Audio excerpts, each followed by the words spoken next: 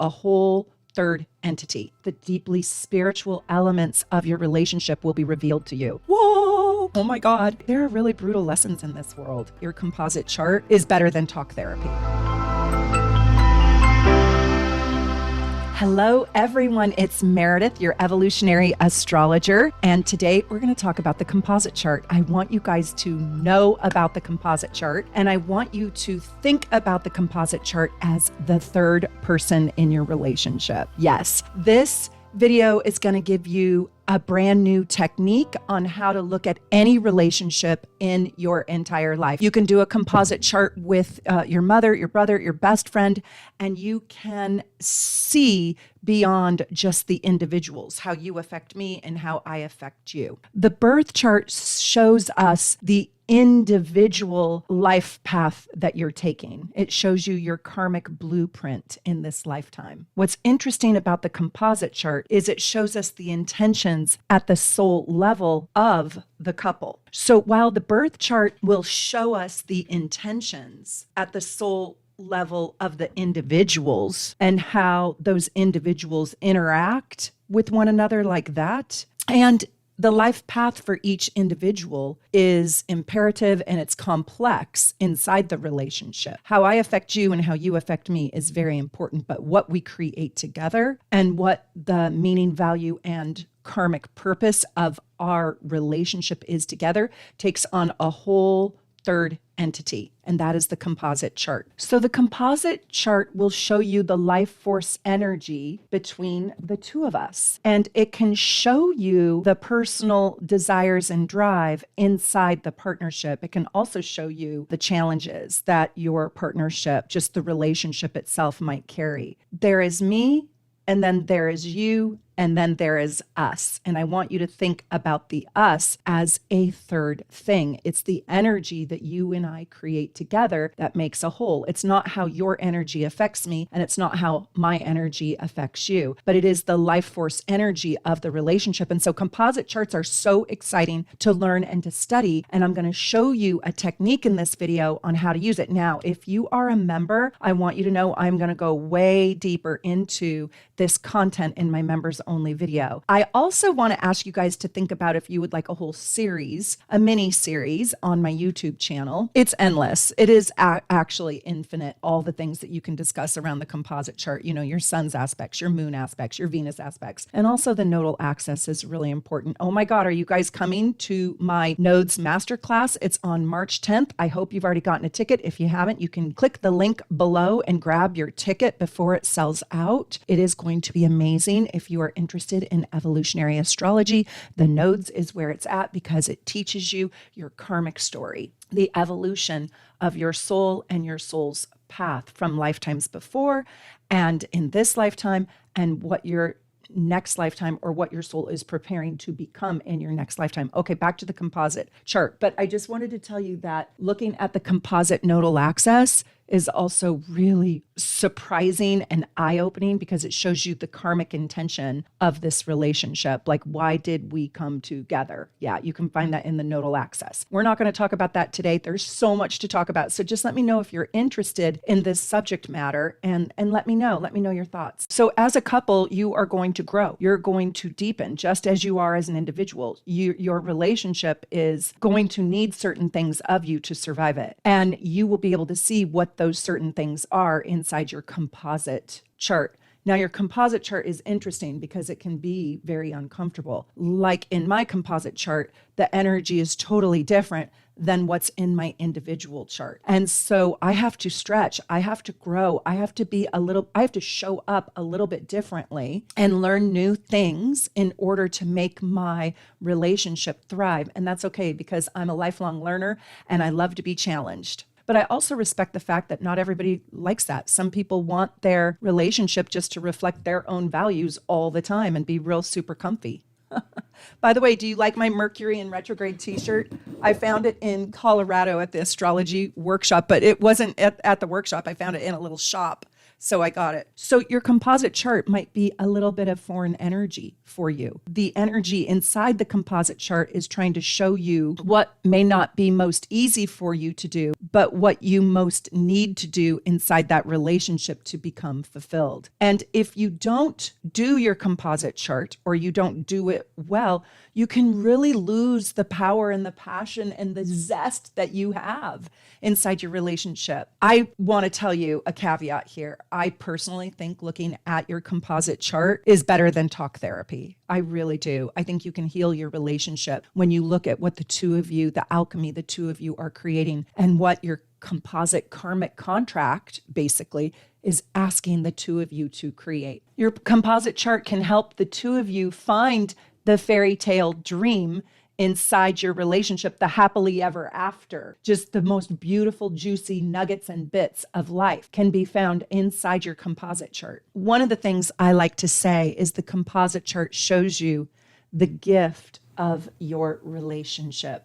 So do your composite chart with your mama. Do your composite chart with your children. Do your composite chart with your husband, with your boyfriend, with your lover, with your ex, and see what is in it, because it's not just the nuts and bolts of your relationship, but it's also the deeply spiritual elements of your relationship will be revealed to you. When you commit yourself to another person, like truly commit to another person, you merge with them. And in some way, you do become one. You become a whole. And this chart is the unification of the two of you. It's the unity candle. I haven't talked much about it.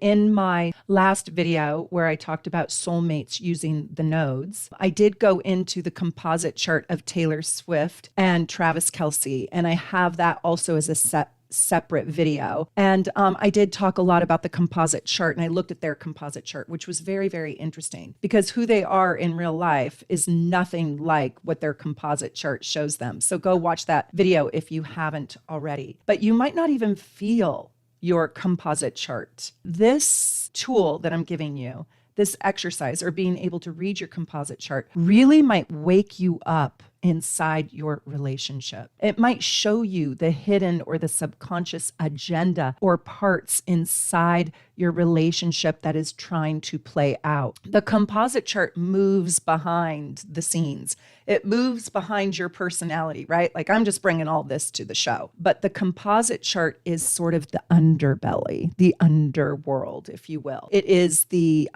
gears that you can't see shifting to make the boat go. But it is your synchronicity in which two people will continuously play out. And you can also do it by wheel with transits to your composite chart to see what the two of you will be experiencing. So if Pluto hits your composite sun, well, the two of you might experience deep transformation or even loss. The composite chart is the dance that the two of you do for the entirety of your relationship. So the composite chart is going to look exactly like the natal chart, but it's taking the two individual charts, the two individual energies, and it's combining them. And you're going to interpret it basically the same way that you would interpret a natal chart. Except now you have to remember, you're not talking about a person. You're talking about the karmic energy, the personality of your relationship. You're not talking about yourself or them. And I think it's hard to remember that. You're talking about the thing the two of you create. So the composite chart is constructed by taking that halfway point between your sun and my sun, and your moon and my moon. And so it is the midpoint of all of your planets, including your rising sign and your midheaven. And then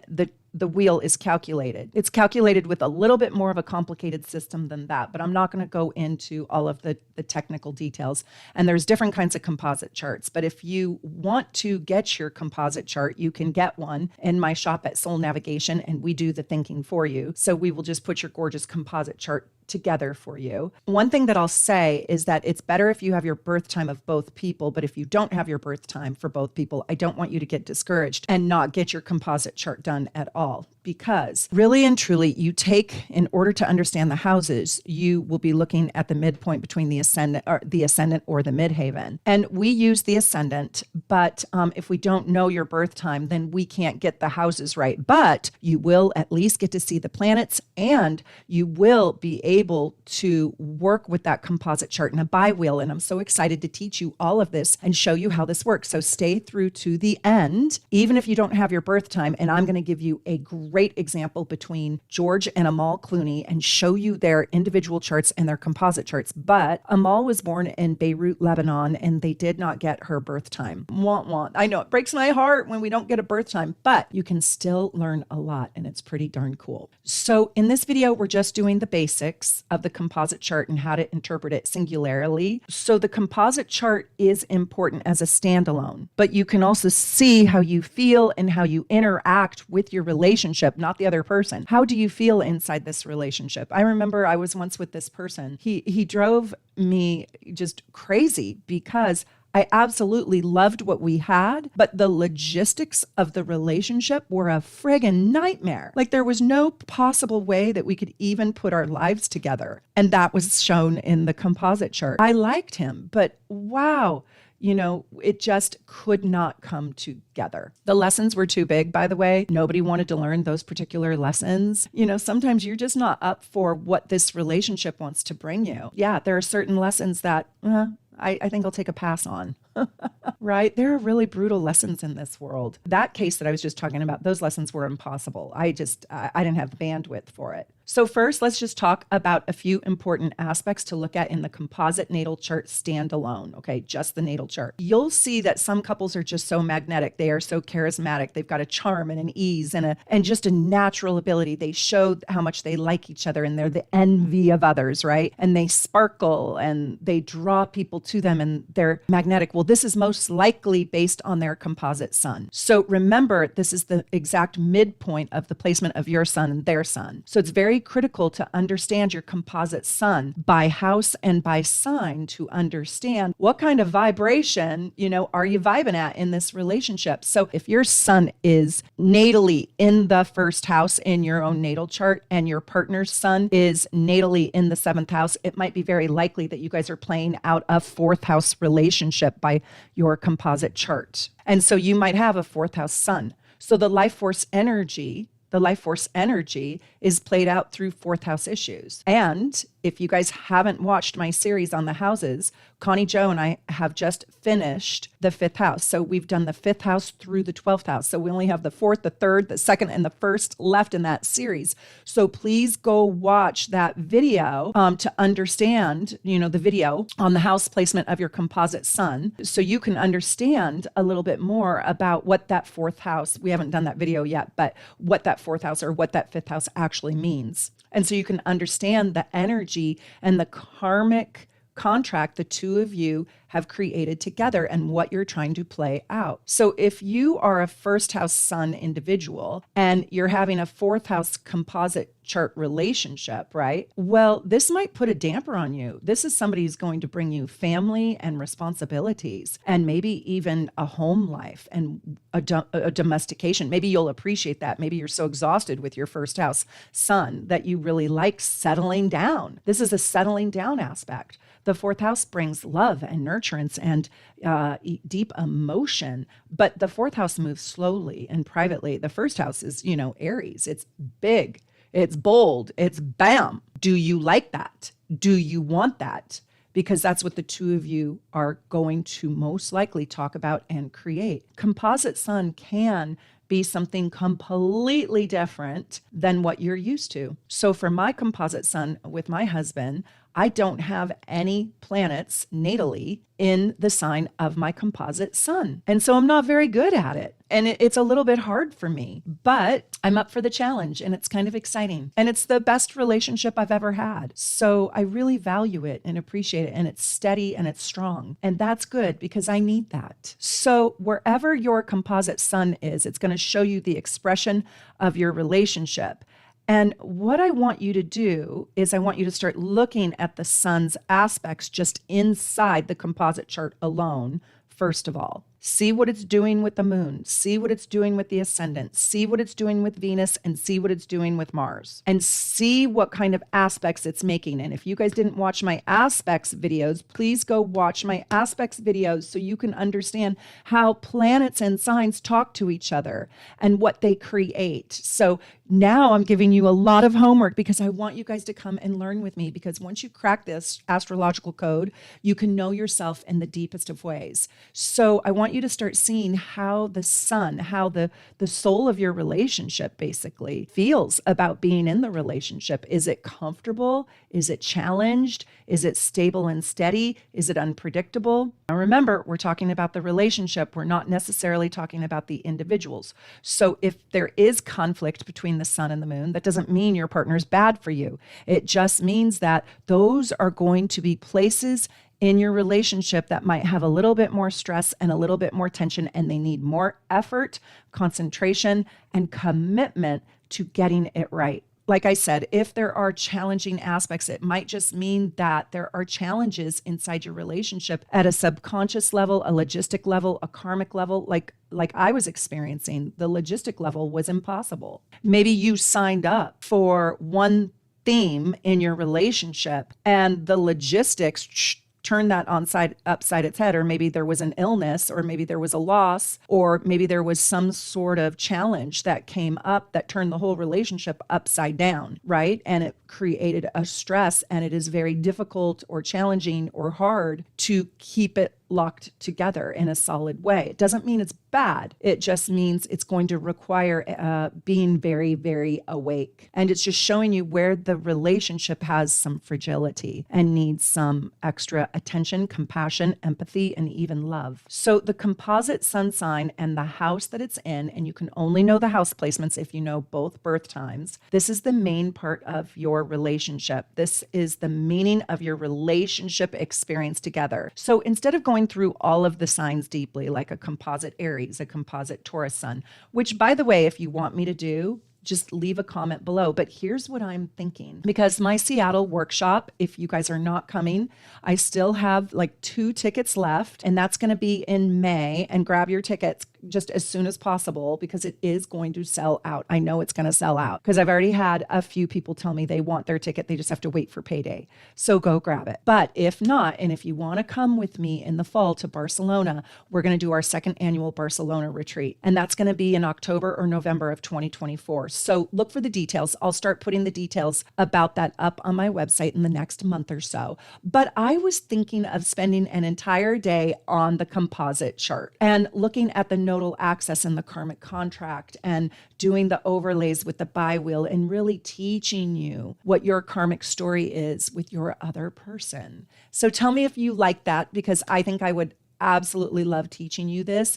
And I wouldn't even get through all the material about a composite chart and how to build one and read one in a day. I mean, it could be the whole entire weekend, but I'm not going to do that. I would just do one day. So tell me what you guys think. But I want to just touch on a few important things just to get you started with this. And I might create a mini series if there's enough interest on YouTube too on this subject. The life force energy is going to be expressed through the sun sign and the house in which the composite sun is in. The moon is going to be the heart of the relationship, and this is the private part of the relationship. This is the part where it is your intimacy. It's what is created just between you and them. And it is the deep emotional responses and all the feelings. It's how you do emotions, emotional management, and the feelings. It is the mood of the relationship. It is all the happiness and joy, and it's how you will or won't cry together. So it is the mood of the relationship, and it is the deeply feeling part of your bond. So does the relationship create feelings that inspire you and make you feel nurtured and loved and comfortable? Or does the relationship create a sense of longing or insecurity or sadness or awkwardness or discomfort or shyness, right? Are you closed off, or are you really merged deeply? And the moon placement will also show you how you will live together, how you will build a home together, how you might build a family together, and what family is like. So if you come from different backgrounds or your two families don't like each other and you have a Moon-Mars aspect in your chart, well, that's what that is saying. So I want you to look at the aspects that the moon is making to the malefic planets and the benefic planets. The malefic planets are the harder planets. So I have a video, part 1, part 2, and part 3 on the 10 hardest aspects in astrology. Part 1, I was only going to do part 1, but then there were so many. I did part 2 and part 3. Please watch those 2 videos to know what hard aspects are. I also have the 10 best aspects video, so you could watch that one too. The moon placement is going to show you what the energy in your home is like. So if you've got moon and Gemini on the ascendant, wow, you are the busy family. You're the house that everybody comes to. This is like the In-N-Out burger. This is like busy, busy, busy. So it's the energy of your home. Now, if the two of you are not yet living together, or if you are doing a composite chart with somebody that you don't live with, this is going to show you your heart and how you share the private side of life with one another. It's going to show you how you share your private world with this other person and how you do intimacy with them. The moon is going to show you also, this one's so important, I hope you're listening, how you heal your wounds. Can you make up easily? Do you come right back together? Are you punitive? Are your wounds repairable? The moon will show you how you will heal your relationships wounds and how you can manage your private life. So I want to ask you, does your composite moon have easy forgiveness in it or not? And that means, is it in a hard aspect or an easy aspect? Is it in a pleasant aspect with some of the kinder planets like Venus or Neptune? The next thing I really want you to look at is you've got to look at your ascendant or your rising sign in the composite chart. You can only know your rising sign, your angles, if you know your birth times, both of them. I don't want you to not get your composite chart done if you don't know your birth times, because I'm going to show you later with George and Amal how it can still work. And the angles are so critical. So if you do have both birth times and you do want to understand the angles, those are the 4 major arteries to every single natal chart. And it's important to know what your major arteries are. So the rising sign is going to show the face in which your relationship shows the world. It isn't necessarily your true inner world or what your true bond looks like, but it's who you guys are together at a party or at a meeting or in the public eye. It's what your wedding looked like if you get married. It's what your life looks like to other people. It's how you present yourself. It's how you want them to interact with you. It's how you want the world to see you. It's how you ask the world to see you. It is the creation of how you want to be received out there in the world as a couple, in society, or in a group. And you're the one creating it. In your relationship, are you seen differently than you are in your individual self? How different is your ascendant in your chart from the ascendant of your relationship? Because that's the face of the relationship, and then that's your individual face, your ascendant in your own natal chart. So what are you creating for the world to see? Are you a little bit more held back? Or are you a little bit more outgoing? Or are you a little bit more gutsy and adventurous, willing to try new things? Do you completely change your whole persona when you're around this other person? Do you show a sense of humor? Are you glamorous? Are you graceful? Are you courageous? Are you more butch? I have no idea. But how do the two ascendants change, right? The ascendant does not show your moon's secret world, but it does show your public face and how you start every new project together. And are you comfortable together? Do you both seem confident or awkward? What planets does your ascendant go with in a harmonious way in your composite natal chart? So does your ascendant get along with your moon, your Venus, your Mars, your Mercury, or your sun? Because that will light up the ascendant. Those angles are very, very critical in astrology. Also, do you guys look alike? So if you are a Leo and if you're an ascendant Leo and your composite is also a Leo, well, they're probably a Leo too. They could be a Virgo though. Do you look alike? That is or a Gemini composite ascendant, you could look like twins. I also want to tell you that this is going to show you how you do new beginnings, new starts, new adventures, the ascendant sign will. And you'll have to remember, and this is the secret, this is so exciting, and I hope you saw my video on chart rulers, but now your relationship is going to have a different chart ruler, right? Maybe you are a Libra and Libra rising and Venus is your chart ruler. Well, now maybe you have Virgo rising as your composite ascendant. So now Mercury is your chart ruler. So you guys know that every single sign has a planet planetary ruler, right? So now what is your relationships, your composites chart ruler? That is the planetary ruler of the sign on your ascendant. Tell me you guys all got that. I know you did because you've been studying astrology with me. And now you know, after 5 years of studying with me, that we don't do sun sign astrology. And these elements are all so important to learn and to understand. How has this shifted for you? What if you're a Sagittarius ascendant and now in this relationship, you have a Virgo ascendant in your composite chart, right? There's a lot of adjustments that need to happen now. So now Mercury is the ruler of Virgo. So Mercury, so you probably are a communications couple and you probably talk a lot and talk about ideas.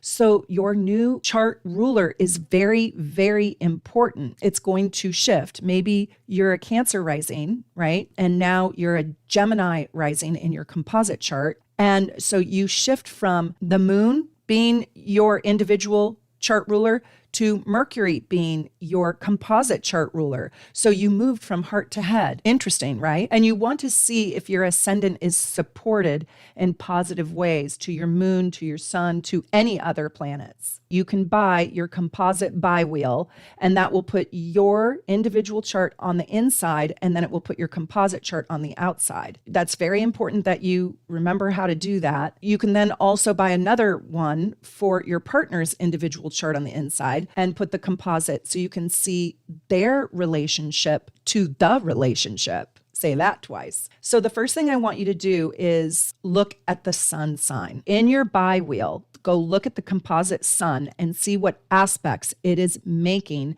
to your natal chart. Now, again, if this is too much work, in that composite buy wheel, we give you an aspects grid. So you just have to read the grid and read the little symbols in the corner pocket of the chart that we give you. It might take a little bit of energy figuring out what the little symbols and glyphs mean, but it's all there for you to read. And you can also get the composite package where we have a whole entire report on your composite chart. So the house is going to tell you what lessons you are working on, and the sign is going to tell you the energy and the flavor in which you are learning and experiencing those lessons. Now, whatever sun sign you have, again, by composite, again, go watch my whole entire playlist on that sign. So what I want to say is that if your sun is in difficult aspect to some of your planets, it says that you personally have a little bit of a challenge or a struggle with that part of your relationship. Maybe you feel, let's say, your composite Mars is on your sun. Well, you might struggle with the relationship being either too fast-paced or maybe too much grit, too much tenacity, too much movement, too much adventure, too strong, too bold, and you might feel exhausted by the relationship. The relationship might need to be moving all the time, and you might want to be home, right? So it doesn't mean it's bad. It just means this is a stress point for you, and you will have to figure out how to manage this energy. So then I want you to go and look at the moon in the composite chart. And I want you to see what it's doing to your moon and what aspect it's making to your moon, what aspect it's making to your sun, and what aspect is it making to your ascendant. And are you comfortable? And then I want you to go find the ascendant. Now it's going to be somewhere in your chart. It's not necessarily going to be where your ascendant is. You got to go look for ASC in the composite chart. And I want you to see if that touches any of your personal planets, your sun, your moon, your ascendant, or if it's on an angle. If you know your birth times, the angles are very, very important because what the relationship looks like and how it is presented is interacting with your planets. So if the ascendant in the composite chart is in a trine or a sextile or a conjunction to your sun sign, well, you probably are proud of what the relationship looks like. You are probably proud of your public image, and you are probably really excited about being out there in the world with your partner. You're probably not trying to hide your partner under a rock, right? What I want to do with you now is I want to take you into George and Amal Clooney's composite chart. And it is just really, really fascinating. It's not all that simple, by the way. I think they had to make some real serious compromises, but there's some really good stuff in it that I think makes those compromises really worthwhile. So let's go in and look. Okay, so without having Amal's exact birth time. It's going to be tricky, but it's still going to be really, really good. I want to tell you, we're not going to know what her rising sign is and what her house placements are. We're not going to get to know her angles, and we're not going to get to know her midhaven, which is a little bit of a bummer. And for this composite chart, I want to reiterate that even if you don't have one person's birth time or either person's birth time, the planets are still going to be all correct, unless you're born like on a 0-degree moon or a 29-degree moon. Well, now we probably have to figure out if that is your exact moon sign, because you're probably only 7 minutes away from the other moon, the moon that's next to it. But for most people, it's going to work out to be accurate by planets, just not by houses. So you can't pay attention to the AC, the ascendant, the rising sign, or the MC, or the IC, or the descendant. But that's okay. I'm going to show you how to do it. So don't fret. So the first thing I want to do is I want to show you George Clooney's chart. And by the way, I used him in my soulmates class, I think. I used him in either How to Read a Natal Chart. Yeah, How to Read a Natal Chart, my master class, which was really fun to do because his chart is not totally straightforward. And you can totally see him come alive through that reading that I did in How to Putting It All Together masterclass. It was really, really good. I love that he's a ninth house sun. I just see him as a ninth house sun. So here is his chart. We can even put these two charts next to each other. Well, I find it very interesting that she's got the sun to his moon. I think he can hold his own though, because he puts his Jupiter on her sun and Venus. But honestly, she probably wears the pants behind the scenes in this relationship. And I actually think she does. And I think he admires her enough to allow her to kind of have it her way. She has a more inflexible schedule and lifestyle, I think, than he does, even though she has this Sagittarius moon. He's got all these fixed signs and a Virgo rising. Now, I'm not going into their whole compatibility. And sometimes I get in the comments like, oh my gosh, like how could you miss Taylor and Travis's Mars-Venus conjunction? Well, I wasn't doing a reading on that. I was only looking at the nodes. If I sat here and did a reading, I would read 40,000 different things between these two people. So I'm not doing that today. Today, this is for the sole purpose of teaching you how to put together your composite chart and your composite bi-wheel. I know it's a little advanced, but it's so exciting, so stick with me. So I'm not going to be able to answer all of this, but they have amazing chemistry with their Venus and moon and sun and moon and Venus, and it just goes on and on and on and on. But so these are their two charts, okay? So she is an Aquarius and he is a Taurus, 14 degrees and 16 degrees. Let's see by composite what sun sign they come up with. Are you ready? Now we know that he is doing a ninth house soul karmic contract. We don't know where her sun is. We don't know if she's a Cancer rising. We don't know. So these house placements are not accurate. We do know she is doing an Aquarius life. This is why we don't do sun sign astrology. And I hope you guys know that by now, because all the books are going to say that a 14-degree Aquarius and a 16-degree Taurus, two fixed signs in a total square to each other. It's never going to work. And the Venus and the Mercury, never going to work. But that's just not true because they're working fabulously in the real world. So let's go take a peek at what their composite chart is doing. Dun, dun, dun. Isn't this fabulous? Oh my gosh, I love it. I love it. I love it. I love it. I love it. I love it so much. Well, basically, she has a little bit more of the adjusting to do, I think, because, and maybe that's not completely true, but she basically lost all her air signs, right? Look at this power couple. Remember, this is what the two of them create in the world. And what do they create? A 0 degrees Aries. Oh my God. The truth is we don't know their rising sign because we don't have her rising sign. So we don't know where the houses are going to be exactly. We don't know the precision of them, but we do know that they have a karmic contract together to be in relationship like a 0 degrees Aries. And that's a lot of fire. But look at how beautiful this is, you guys. Like, this is so gorgeous. This moon vertex placement. That is incredible. And that might be off because the vertex moves so quickly and we don't have her birth time. And a day is 24 hours. So that could be off. But I have a feeling it's close.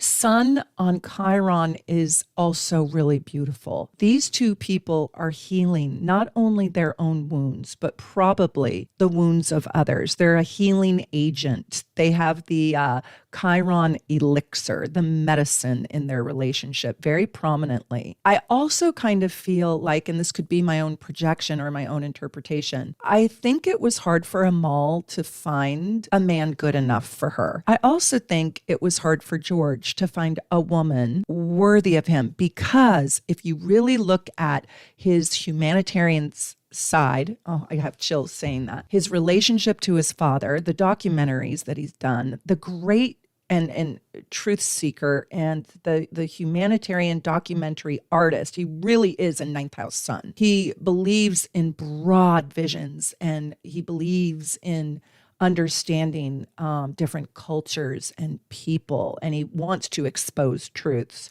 And that's what she's doing. He's doing it through art, if you will, or truth seeking, and she's doing it through the justice system and being a humanitarian. And they meet in that world. So I do like that Chiron is on their sun. Chiron is really special. It's very complex. It's a little bit difficult to understand. I do have some really good Chiron videos that if you're interested in what Chiron really is. It does require intellect to understand Chiron. It's not just like the moon or the sun. You got to go really, really deep. In my Seattle workshop in May 16th through the 19th, we're going to spend an entire day on Chiron, and your Chiron specifically.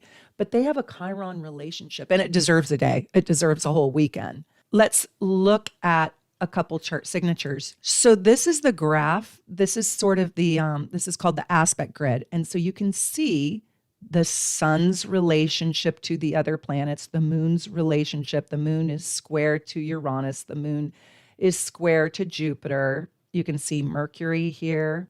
You can see Venus is trine Saturn. Mars is trine Neptune. Okay, so that's how you read the aspect grid, and that's how you can see the different aspects and relationships that the planets have with one another in their static natal charts. So what we would want to do now is, she's an Aquarius and he's a Taurus, so they probably have never paid attention to Aries. And it's not just Aries.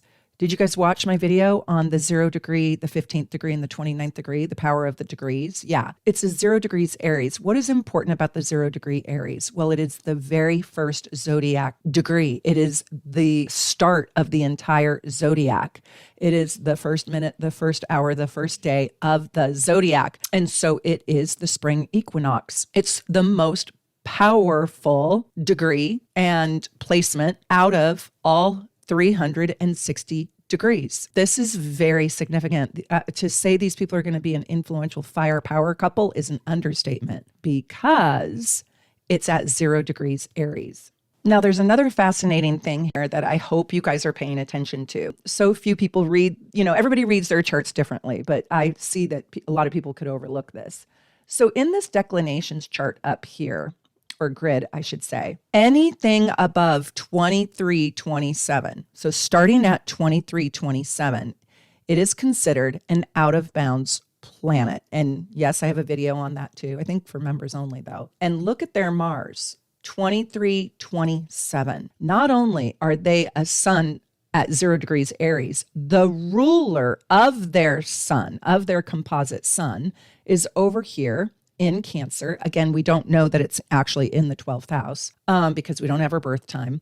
But this Mars in Cancer, nurturing Cancer, taking care of ourselves. Our relationship is about love. It's about nurturance. It's about fostering, and it is out of bounds. I would actually say they have a badass chart. I mean, this chart is off its rocker in kind of a cool way. Like they are badasses. So the 0 degrees Aries is ruled by Mars because Mars is the ruler of Aries. And up here you can see that Mars is at 2327. So at 2327 and higher, it's considered out of bounds. That planet is on steroids. Whoa, whoa, oh my God. So they're here to accomplish a lot through being kind of warriors for love, warriors for nurturing other people. And if this was the right birth time for Amal that I guessed at, I just kind of randomly chose it, and that really was in the 12th house, that would bring a spiritual element to their relationship too. So that is really powerful. And I actually see both of them, and I hear that they are the kindest couple in the world. And I'm not surprised. And so they really want to have a big mission in life. They want to accomplish great things together.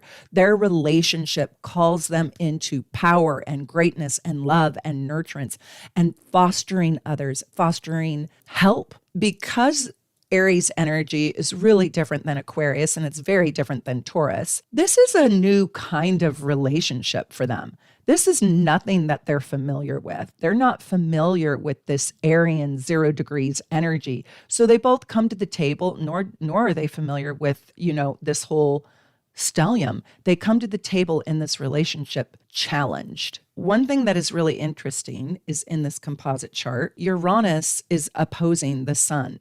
And so there is a restlessness here. And it might even feel like your life is always on the move and always on the go and dealing with sudden changes popping up here, there, and everywhere. But there's also an excitability, a constant movement, a constant feeling of on the go. There's a sense of independence, like I am my own person. So they might not merge so deeply that they are seen not as individuals. Like I think they are seen very much together and supportive of one another, but they have not lost their individual identity. And Uranus opposing the sun doesn't want the couple to lose their freedom, their independence, their own pursuits, if you will, their own discoveries, their own sense of adventure, and their own sense of uniqueness. Now, another thing I wanted to say in this chart, just to help you learn how to read charts and understand charts, is we have Saturn in Scorpio and it's trining Venus in Pisces. Saturn, Venus. And if you can't read the aspects are written out for you down here in the aspect grid. So here's Saturn trine Venus.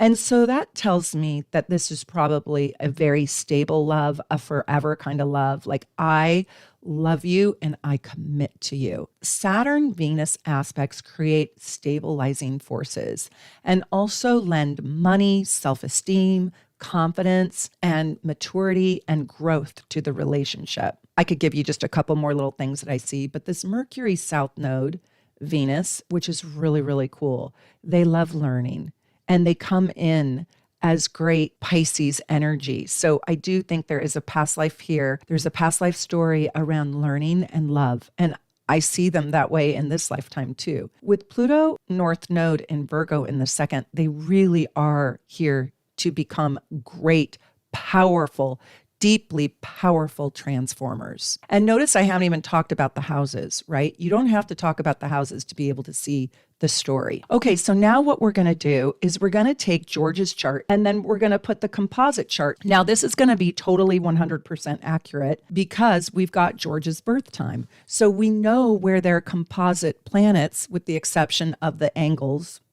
so I'm not going to know the midheaven and I'm not going to know the ascendant, but all the other planets I am going to be able to see in relation. So we're going to be able to see what his relationship with Amal creates for him. And there's so many great things here, and I just absolutely love it. First of all, we can see that the South Node falls in his house of marriage. So I think he had a relationship with her in a previous lifetime. But I think maybe the most beautiful thing about this chart is their composite North Node sits on his ascendant. The evolution of their relationship in its highest, best form, and in their grandiosity of reaching their state of evolution that they want to reach collectively as a unified team, unified partnership. It advances him. It sits on his ascendant. He is so proud of this relationship. It sits on the face he wants to show the world. There's great pride in that. Not only is there pride, there's a genuine, she is my North Node. This relationship is my true North, and it's in Virgo. I think in many ways, he feels like this relationship is truly perfect for him. Now, Pluto is there too. So it also brings forward his power around transforming the world in the way in which he sees it or views it, or bringing transformation through him as a vessel to the world. And I think he does do that. But that North Node, that composite North Node on the ascendant, is just absolutely awe-inspiring. I mean, if that North Node was on the ascendant, the midheaven, any of the angles, the angle on the fourth house, which is the IC, or the descendant, I would just be so moved. But what I like about it being on the ascendant is this relationship, the composite North Node, benefits him, his life, his vision, his view, his perception. Every new beginning, every new start, the way he approaches the world, the way he sees life, it benefits him. Why? Because it's the North Node. I also want to bring to light that their moon together in the composite sits in his fourth house of family. He gets family with her, and they made a family together, and it's absolutely beautiful. And it trines his sun. He feels so comfortable planting roots and getting to go home to their relationship. He likes the fact that their relationship is waiting for him in the most intimate pockets. The moon in the fourth house is about as intimate as you can possibly be. And so I think he probably takes his responsibilities around being a loving member of this family and of this relationship very seriously, because it is in Capricorn. And he is serious business about her. And I think he probably wants to make everyone in his family benefit. Capricorn moon in the fourth. Look at the composite Jupiter right here on his Venus. Wow, wow, wow. Now, he doesn't have that natally. He has very good Jupiter aspects, but he does not have Jupiter, Venus natally. And that is one of the most fun aspects. And I actually think that that's one of the biggest benefits to their relationship. So when you see that your relationship benefits you personally, and when you see where the hard stuff is, it's almost like he's not talking about what Amal is doing to him. That's synastry. And that's our lover's report and our lover's package. This is composite. So remember, this is what the two of them create together. And what they create together is this big, big, giant sense of abundance, Jupiter in Aries, beliefs and truth and passion, right? And adventure.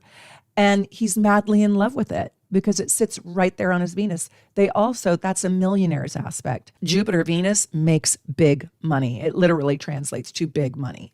And it's big money pursuing their adventures and their passions, Aries. It's a lot of high ideals to live up to, but I think it's quite easy for him because he has Venus there. So let's just take a little peek. And again, I'm not going to go through the whole entire chart, but I just want to give you just enough so you can start looking at your own composite chart and see what aspects you have. And you don't have to do a deep dive analysis. You can just look at the few conjunctions that you have, and your aspect grid will help you. And by the way, if you're a member, I'm going to go deeper into the composite chart, and I'm going to go deeper into the meanings of the composite houses. So if you have your planets in the first house, if you have your planets in the second house. So on Wednesdays, my members only videos come out. So if you haven't joined the channel yet, please click the join button.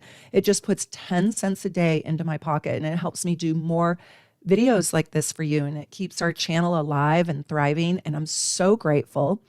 And you'll get a chance when I start going live. Hopefully, I'll be doing that starting in March 2024, where I'll be going live, and I'll be using my members' charts. Instead of famous people like this, I'll actually be using my members' charts. And it's just a small way that I can say thank you. And of course, I can't get to everyone, but at least you get a chance, right? Okay, so let's look at them all. So composite Saturn right on her Uranus, that is a conjunction. Now, we don't know that it's in the fifth house because we don't have her birth time. But we do know that Saturn was at 14 degrees Scorpio at the time that she was born. And it's sitting right smack on her Uranus. And so that's telling me that this relationship is grounding her. It's stabilizing her. She might have been permanently on an airplane traveling around the world, in the United Nations court system, trying to bring justice to war crimes and women who have been victimized, and even bigger issues than that. She's a true humanitarian. I even think she's a savior. This Saturn on Uranus, it can feel stifling, but there's enough good things where I think it brings her a sense of security and it helps her stay Uranian. You're never going to get the Uranus out of this lady because she's a double Aquarius. So there's a stabilizing force to this relationship that just sort of holds her feet to the ground and says, you're safe with me. And I do think she needed a very big partner to help keep her safe, maybe with a security detail, maybe with a big enough property where she didn't feel vulnerable, right? Look at that Saturn, though, because it's in an exact square to her sun. And that is not super easy for her. But when you have Saturn, Sun, Saturn, Venus, it can, when it is healthy, it can create serious business, it can create stability, and it can also create deep loyalty. And it's in fixed signs. So I think there's a lot of loyalty. Now, you're asking me, well, Meredith, it's a square. So isn't that troubling and isn't that hard? Yes, I think it can be quite challenging because she can feel like there's either too much responsibility or she can feel daunted by all the different things that she has to do and she can't quite manage them. She can also at times, that Saturn Sun can make you feel a bit insecure. I don't know if she feels that. I doubt it. I haven't seen that before. I think it probably expresses itself in a fairly healthy way where there is this loyalty to that Saturn square Venus, Saturn square Sun. And I think she takes her commitments extraordinarily serious. She might have had a struggle at first with this relationship, just learning how to come home every single night to the same old routine, right? Or come home every single night to the same person or the same people and not having her life so busy and so scattered. So she might not have known how to do stability, and it might have felt at first like she had to get used to it. Their composite Jupiter it's wide, but it is on her south node, which is really beautiful. And so there was a giant belief system in their past life that guided them. So their relationship brings big beliefs and big passions around their belief system with that Jupiter on her south node. But let's look at this. That Jupiter is in an exact sextile to her Venus and her Sun. That Jupiter is in this glorious, gorgeous place to her moon, Neptune. So ultimately, at the end of the day, I think that Jupiter brings her abundance, an abundance of love, an abundance of life force energy. That's to Venus and the Sun. And then Jupiter trine Neptune moon, I think she probably feels love like she's never been loved before. She feels taken care of. She feels nurtured. She feels desired. And that Jupiter and that Sagittarius, because Jupiter is the ruler of Sagittarius, that is so gorgeous. So she feels like her dreams can be nurtured. Neptune is the dreams. And she can lose herself in the ambition of all that she wants to do. She feels like this relationship really lets her put her heart on the table, pursue her dreams. She feels this relationship values who she is, the Sun, and it supports her around her love and her money, and it adds value to her life. She feels invested in. That's Jupiter in Aries with Venus. So that Jupiter in Aries really works so well with so much of her chart. It even works well with the Jupiter in her own chart. Really, really quite powerful. And Jupiter opposing Pluto is super interesting. When you get Jupiter, Venus, Jupiter, Pluto, that's the millionaire's mark. So, and in this case, that's the billionaire's mark, right? So there's a lot of transformative power when she's standing in the beliefs of this relationship. And she can actually transform others. Transformation is a big part of this relationship for her with that Jupiter in exact opposition to Pluto. She might have been humble around her own ability of power and influence. And in this relationship, she might be able to see more accurately what she is capable of, the power that she actually has. And she might actually feel more powerful inside this relationship than she does alone. And why do I say that? Because their composite Jupiter opposes that Pluto exact. So she's got to tackle it. Now, in their relationship, they're having an Aries sun, composite sun expression. That's the life force energy. And they're having a Capricorn moon experience. What's interesting about that is that Capricorn moon is very steadfast and it's pragmatic and practical. And the Aries is very adventurous. So I think they want to make meaning out of their crusade, if you will. The composite chart is your karmic story together. And looking at the nodes in your composite chart is so, so important. And so I was thinking that I might do another video on the nodes in your composite chart. Let me know if you're interested in learning more about the composite chart. And just know we have all kinds of reports and charts to support you in your journey and helping you figure out your own karmic story inside your composite relationships. What's really fascinating and intriguing is that you will learn so much about why you felt supported or not supported in your relationships when you start working with composite charts. I hope so much that you got something wonderful out of this video and you learned a new technique. If you're a member, I try to answer all my members' questions. I'm not perfect at it, but I do try my hardest. And I absolutely love and adore being here with you all. And please let me know if you are interested in learning more of this content and give me other ideas of what you would like to learn about on this channel. And I really appreciate you being here with me. So from my house here in Seattle to wherever you're at in the world, my heart is with you. I hope you're wonderful and happy. Take good care. Bye for now.